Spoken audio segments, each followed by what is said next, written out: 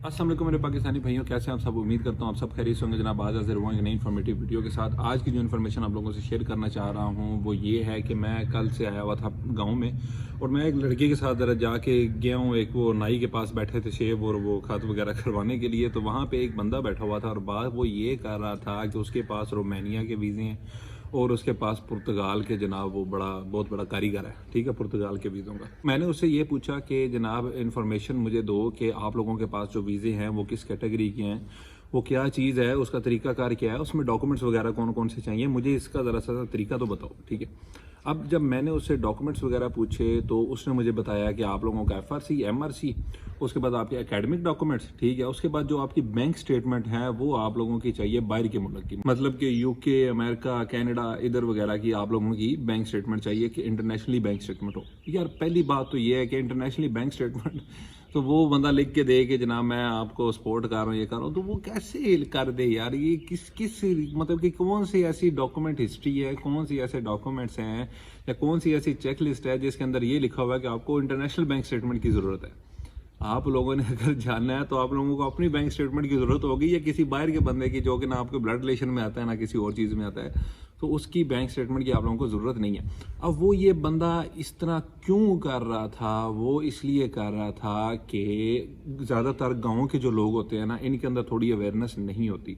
ये लोग जल्दी बातों में आ जाते हैं, जल्दी उनके मतलब का जो शिकंजा होता है उनका उनके अंदर आ जाते हैं, उनके अंदर इतनी ज़्यादा अवेयरनेस नहीं होती। शहर के जो लोग हैं, जो सिटी वगैरह के हैं, जो शहर में रहते हैं, उनमें थोड़ी बहुत अवेयरनेस आ चुकी है, लेकिन सबसे ज़्यादा लूटे भी वही जाते हैं। अवेयरनेस उनके अंदर आ चुकी है लेकिन किसी हद तक, ठीक है। अब जो विलेज के लोग हैं वो जल्दी जल्दी बातों में आ जाते हैं यार कि हाँ ये बंदा तो ठीक कह रहा है, ये इतना ये फलाना ढमकाना, हो सकता है कि बाहर के मुल्क की स्टेटमेंट होगी तो हमारा तो बड़ी जल्दी लग जाएगा। कुछ भी नहीं होता है ऐसा, सिर्फ आप लोगों को ऐसा किताबों और कहानियों में ही होता है, उसके अलावा रियल लाइफ में ऐसा कुछ भी नहीं होता।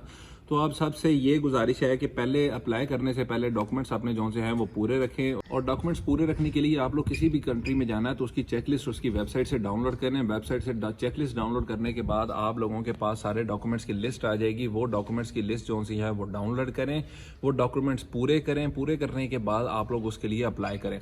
जो गांव में मेरे भाई रहते हैं उनके लिए तो बहुत ज़्यादा आसान है ऐसे मुल्क का वीज़ा लेना, जो कि पुर्तगाल, स्पेन है, इनका वीज़ा लेना, या जर्मनी कर लें आप, इनका विजिट वीज़ा या इस तरह का वीज़ा लेना इनके लिए बहुत आसान है। अब वो आसान किस तरह है कि ज़्यादातर यहाँ पे लोग जिम्मेदारा करते हैं, किसी के माल्टों के बाग हैं, किसी का कोई निज़ाम है, किसी का कोई निज़ाम है।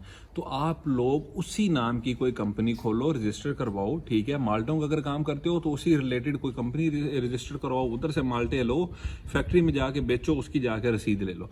जब आप लोगों के पास बैंक स्टेटमेंट ओके हो जाएगी, जब आप लोगों के पास सारा कुछ निज़ाम A to Z पूरा हो जाएगा, बैंक में पैसा फंड्स आ जाएंगे, 6 महीने आप लोगों ने उसको पूरा करना है। वो पूरा किस तरह करना है मैं वीडियो बना चुका हूँ उसके ऊपर, आप लोग वो जाके देखें। आप लोगों को बैंक स्टेटमेंट पे वीडियोस बनी हुई हैं, आप लोगों को सारी समझ आ जाएगी कि बैंक स्टेटमेंट आप लोगों ने कैसे पूरी करनी है। उसके बाद जब ये सारा निज़ाम हो जाएगा, आप लोगों ने सिंपली जाके अप्लाई करना है। अप्लाई करने का तरीका, आप डॉक्यूमेंट्स बनाएं, सारे डॉक्यूमेंट्स चेकलिस्ट डाउनलोड करें, वो डॉक्यूमेंट्स पूरे करें, उसको एक फाइल में लगाएं, एम्बेसी की अपॉइंटमेंट लें, जाके सबमिट करा दें, इंटरव्यू की कॉल आएगी, इंटरव्यू दे के आप लोग अपना वीज़ा हासिल कर सकते हैं। गाँव के लोगों के लिए बहुत अच्छी अपॉर्चुनिटी है। पुर्तगाल में खास तौर पे पुर्तगाल बिल्कुल जाना चाहिए। वाहिद मुल्क है जो जल्दी नेशनलिटी दे देता है। मैं कई वीडियोस में ये कह चुका हूँ और कहता भी रहूँगा, क्योंकि पुर्तगाल जैसा मुल्क कोई नहीं है कि उससे अलावा मतलब कि उसका कोई ऐसा तोड़ ही नहीं है, जोड़ ही नहीं है कि कोई ना मतलब कि उससे जल्दी नेशनलिटी दे दे। पुर्तगाल बहुत जल्दी नेशनलिटी दे देता है आपको।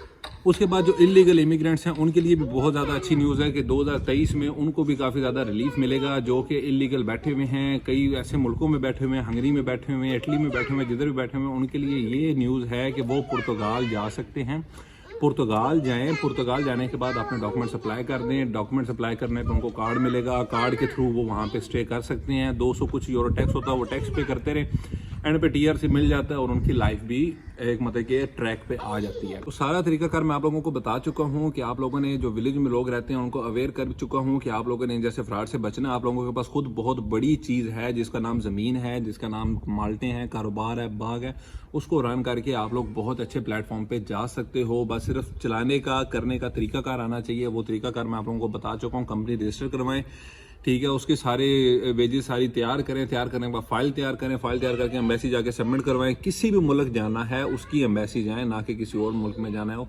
अब कई लोग मेरे से पूछ रहे होते हैं वेबसाइट दे देंगे। यार जिस मुल्क आप लोगों ने जाना उसकी वेबसाइट आप लोगों को नहीं पता। स्पेन में जाना है तो स्पेन की वेबसाइट निकालें इमिग्रेशन की, तो उसकी वेबसाइट निकाल के उसकी चेकलिस्ट डाउनलोड करें, डॉक्यूमेंट्स पूरे करें, एम्बेसी जाके सबमिट करा के इंटरव्यू दे के अपना वीज़ा हासिल कर सकते हैं। गाँव के खास तौर पर जो लोग हैं उनके लिए मैं ये बात कर रहा हूँ, क्योंकि उनके पास बहुत ही कीमती चीज़ है जिसका नाम ज़मीन है।